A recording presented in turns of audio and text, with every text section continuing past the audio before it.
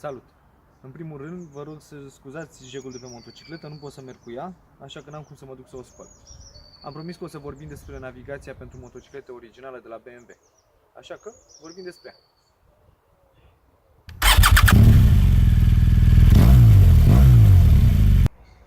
În ultima ei iterație, navigația pentru motociclete de la BMW se cheamă Navigator 6 și vine într-o husă rigidă, care e făcută dintr-un material destul de dur, ce mă face să am încredere că ar putea să protejeze navigația în caz de căzături. Ei, iar chestia asta o să te usuce de vreo 700 de euro. Acum, oricine poate să vină să spună că suntem în 2018 și că poate să-și folosească telefonul pe post de navigație. Păi da, telefonul e complet integrat cu motocicleta, că nu e. Pentru telefon ai nevoie de un suport de ghidon, ai nevoie să-l ții mereu la încărcat atunci când îl folosești ca și navigație, pentru că senzorul de GPS suge foarte mult curent. Chiar dacă e pus pe ghidon, ai nevoie să lași ochii în jos de la drum să te uiți la telefon. Ei, acum lăsând gluma la o parte, hai să o montăm pe motocicletă și să vedem ce știe să facă de banii ăștia în afară de a-ți arăta pe unde să o iei. Înainte să o montez pe motocicletă, hai să vă spun un pic de ce am zis că este complet integrat. Avem în primul rând suportul navigației în sine, care este prins undeva deasupra ceasurilor de bord printr-o bară, și mai avem pe mânerul din stânga, pe manșonul din stânga al ghidonului, o rotiță cu 4 grade de libertate. Poți să învârți de ea în față, în spate sau să dai click stânga-dreapta. Și o să vă arăt după ce montez navigația ce face fiecare dintre cele 4 mișcări. Pentru a o monta ai nevoie de cheie, are o încuietoare, descui spre stânga, v-am mai zis despre asta. Are în spate un levier de blocare, care blochează atât capacul de protecție cât și navigația atunci când este instalată. Și ca să dai capacul jos, apeși pe butonul de aici din dreapta. După ce ai dat capacul jos, o să fie expuși pinii prin care navigația comunică cu motocicleta și prin care se încarcă. Ea arată așa. Asta e partea din față. La asta te vei uita. Pe partea din spate are partea de contact care va veni peste pinii din suport, plus un buton pe care îl poți folosi ca să pornești navigația și să faci diferite lucruri pe ea atunci când este dată de jos de pe motocicletă.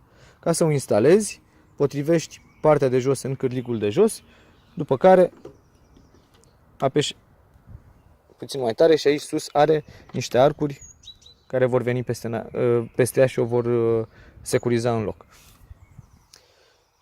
Ce mi-am dat eu seama la un moment dat a fost că după ce pui navigația, poți să încui fără să fi introdus levierul de siguranță. Asta am văzut după vreo 200 de km și am avut noroc că n-am atins cumva pinul ăsta prin care se eliberează de acolo din lăcaș. Așa că prima dată asigurăm navigația, după care încuiem și putem să mergem. Cheia nu poate fi scoasă atâta timp cât navigația nu este încuiată. Deci nu poți să scoți cheia și să pleci, să o uiți descuiată și să riști să ți-o fure cineva de pe motocicletă. Nu poți să scoți cheia decât după ce ai încuiat. Navigația o să pornească automat când pui contactul motocicletei, cu singura mențiune că dacă ai avut odată jos de pe motocicletă foarte mult timp și s-a descărcat bateria foarte rău, o să dureze, nu știu cât să zic, vreo 20 de minute, jumătate de oră, până când își va încărca bateria îndeajuns de mult, încât să poată să pornească pentru prima dată. Pe lângă funcția principală de GPS, care este redată prin două icoane mari, adică să vezi harta și să introduci adresa unde vrei să mergi, în partea de jos mai sunt 4 butoane. Ăsta de volum e evident ce face.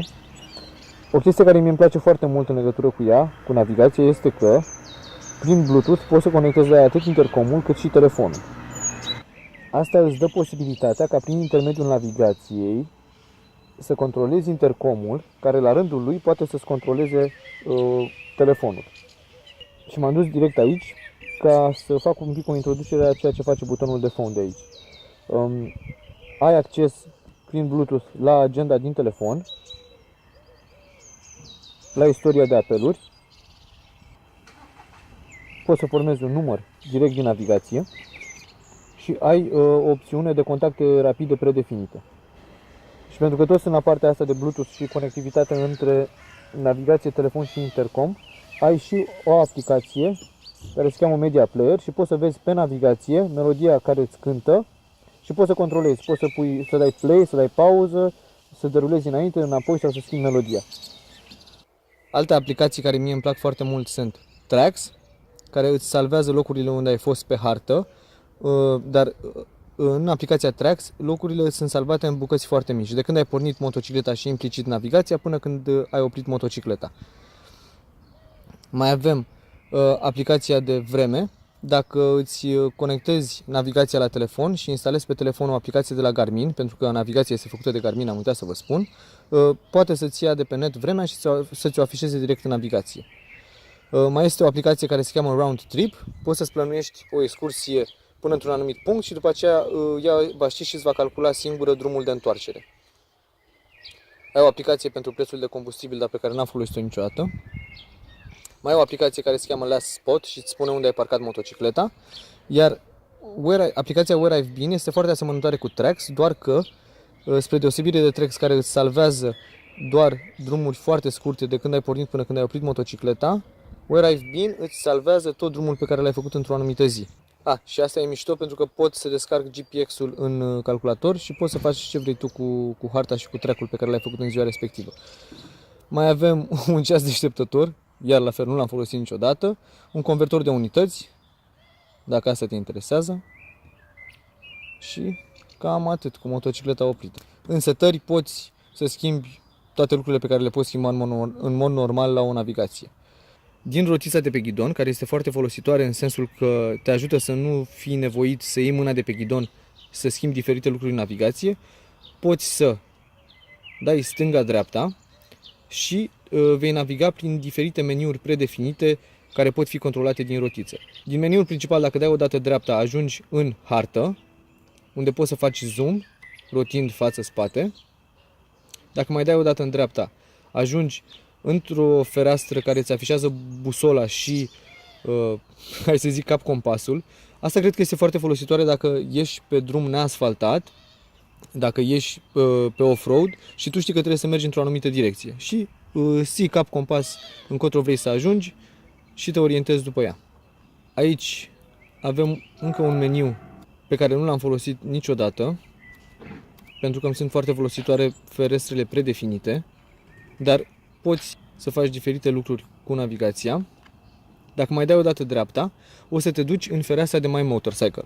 Mie mi se pare asta foarte interesantă pentru că navigația comunică cu motocicleta și îți afișează o multitudine de parametri. Ai 4 niveluri de zoom, poți să afișezi 1 parametru, 2 parametri, 4 parametri sau 16 parametri. Și poți să schimbi nivelul de zoom tot din rotița de pe ghidon, rotind de ea față sau spate. În mod evident poți să setezi ce parametri vrei să fie afișați aici.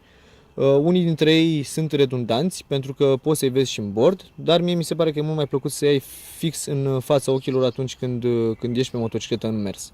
Eu, spre exemplu, de obicei țin ecranul ăsta cu 4, în care mi afișează viteza, temperatura ambientală, temperatura motorului și câtă benzină mai am.